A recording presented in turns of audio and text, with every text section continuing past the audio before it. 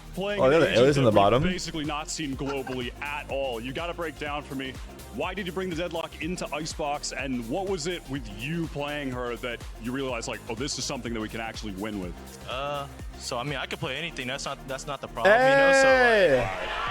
So you put me on smokes, you put me on Sentinel. Talking that talk. I can play it all, but hey, like the Deadlock was definitely like our like gimmick pick that we had for the time, and I just know how to like set my boys up. Like set my boy Superman. That boy was farming, so yeah. That's facts.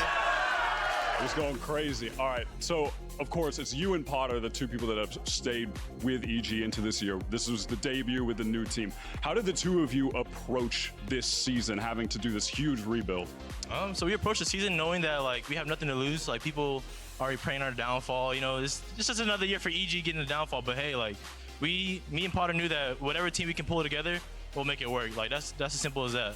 For sure. I mean, world champion duo. Can't dispute that. Can't dispute that. Hell yeah.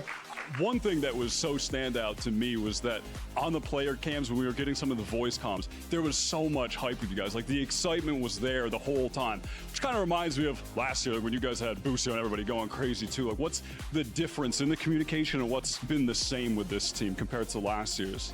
Yeah, so we have a couple of vibe people. Like we have Superman, we have me and Derek, and you know, we all just always watch each other's back and we make sure that we hype each other up because that's the, you know, when we're having fun, it's just another game, you know, that's it. Yeah, absolutely. And this is coming into now your second year with EG.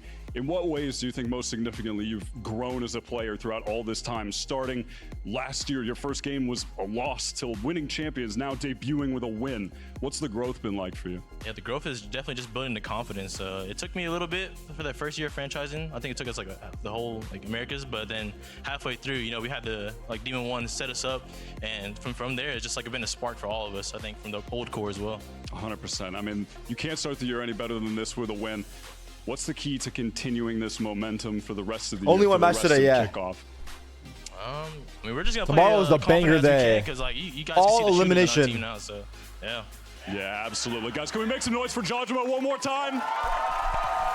GG. That was a good match. That was a really good match. We're going to send this off to a break, and then we're going to be back in the post-match with Potter for a bit of an interview with some of the members of the desk.